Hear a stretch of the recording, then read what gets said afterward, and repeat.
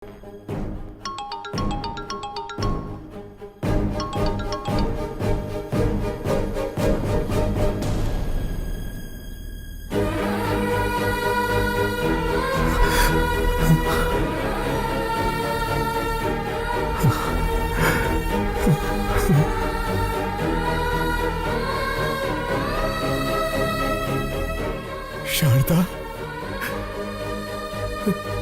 प्रसाद, इस फोन में शारदा की फोटो है। ये फोन मेरी बेटी का है।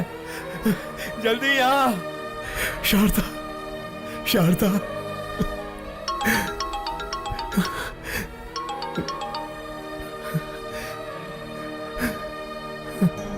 हेलो।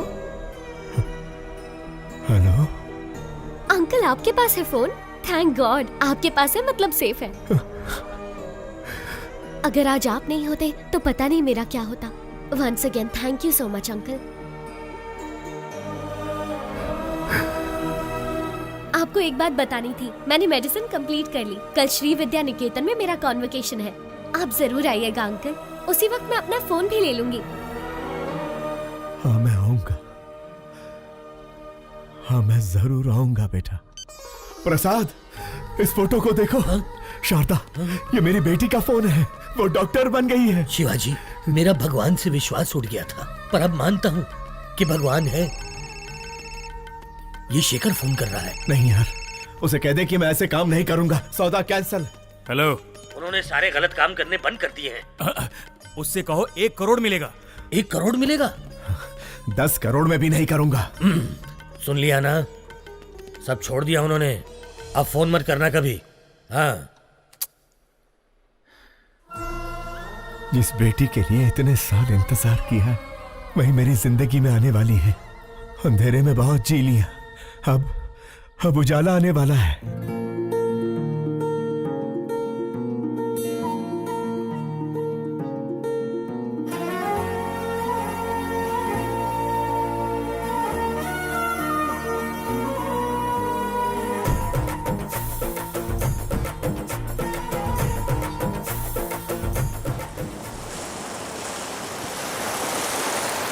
गायत्री हमारे कॉलेज की एक ऐसी मेडिकल स्टूडेंट है जिसने अपने टैलेंट से अब तक के सारे रिकॉर्ड्स तोड़कर हमारे इस कॉलेज का नाम रोशन किया है। हम इनके उज्जवल भविष्य की कामना करते हैं और चाहते हैं कि इस कॉलेज का हर स्टूडेंट गायत्री के पदचिन्हों पर चलकर इस देश को मेडिकल साइंस के क्षेत्र में दुनिया में सबसे अव्वल बनाए। अमेरिका में माउथ कैंसर के बारे में रिसर्च करने हमारे कॉलेज से डॉक्टर गायत्री का सेलेक्ट होना बहुत खुशी और गर्व की बात है। Doctor Gayatri, I request you to come on the stage please.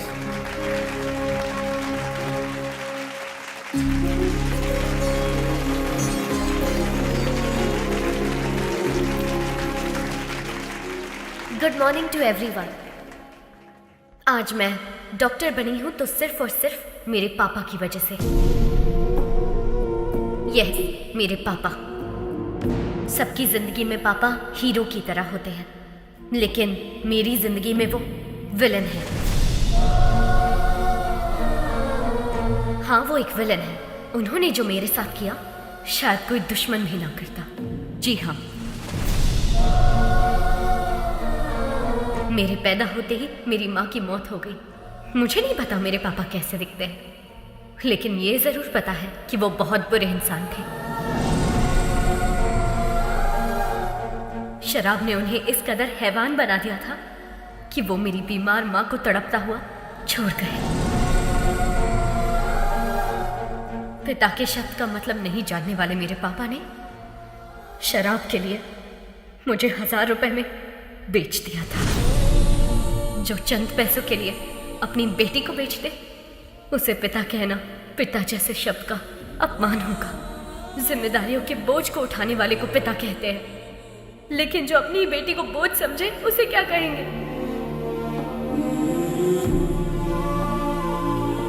मैं भगवान से प्रार्थना करती हूँ कि ऐसा बाप कभी किसी को ना मिले, किसी को भी नहीं।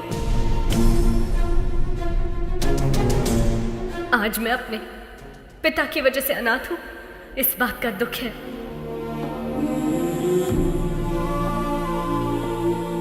मुझे बस यही उम्मीद है कि मुझे अपने उस बाप का घिनौना चेहरा कभी देखने को ना मिले।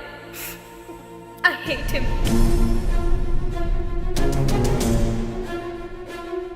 अगर मेरे कोई अपने होते तो मैं चार दीवारी के बीच अपने इमोशंस को बांट लेती, लेकिन मेरा कोई नहीं है, इसीलिए ये सब आपसे कह रही हूँ। I'm sorry. एक अनाथ बच्चे का दर्द क्या होता है मुझसे बेहतर कौन समझ सकता है। अनाथ होना किसी अभिशाप से कम नहीं है। मेरी हर माँ बाप से गुजारिश है कि वो अपने बच्चे को कभी अनाथ ना छोड़े, कभी भी नहीं। इस दुनिया में मेरे कोई अपने लोग तो नहीं है, लेकिन भगवान ने मेरे लिए बहुत से ऐसे लोग भेजे हैं और उन्हीं की वजह से आज मैं डॉक्टर बन पाई हूँ। आपका एहसान मैं कभी नहीं भूलूंगी। Thank you.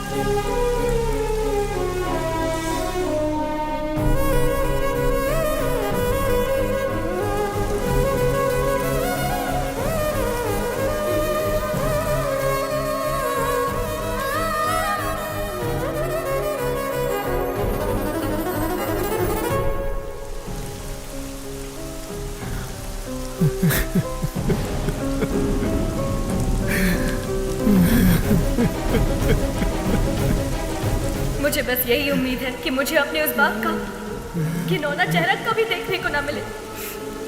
I hate him.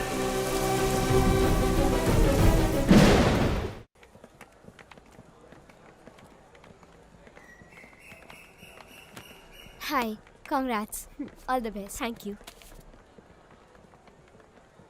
बेटी गायत्री,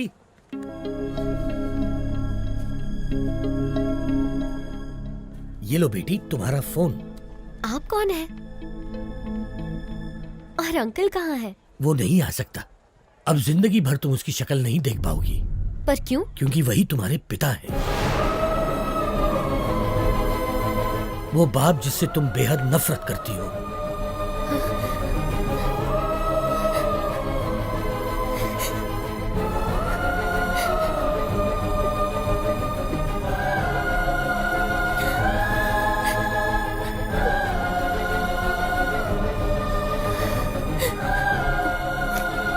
मैं नहीं मानती, पर अगर ये सच है तो उनसे कह दीजिए कि I hate him. बेटी बेटी एक मिनट बेटी, बीमारी जाने बिना किसी का इलाज करना खतरनाक होता है। ठीक वैसे ही किसी के बारे में सच जाने बिना उस पर इल्जाम लगाना खतरनाक होता है। ये लो तुम्हारे पिताजी की डायरी, इसमें तुम्हें उनकी सारी जानकारी मिलेगी।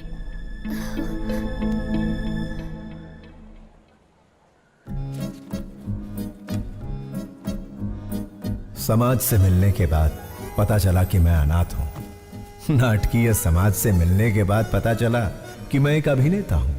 त्योहार हो या कोई उत्सव, किसी न किसी गांव से हमारे नाटक के लिए समारोह पर बुलावा आता ही था।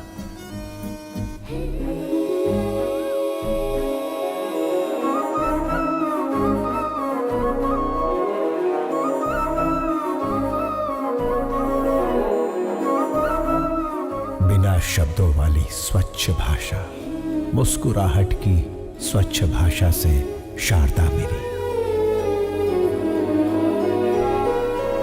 लंबे खंबे चल बाजू हट, बस करो, बहुत हुआ।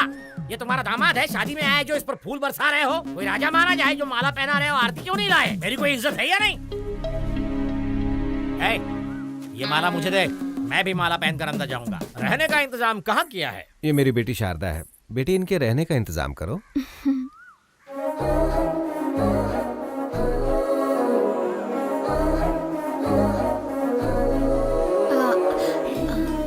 बिठाइए। गधे, प्रेसिडेंट की बेटी पर लाइन मार रहा है। तुझे घोड़ी पर नहीं बिठाएंगे बल्कि पूरा धो डालेंगे। चल अंदर। बस क्या निकलने वाली नहीं है? बस क्या? बस निकलने वाली नहीं है? बस कब की निकल गई? गांव भी पहुंच गई। तू यहाँ क्या कर रहा है?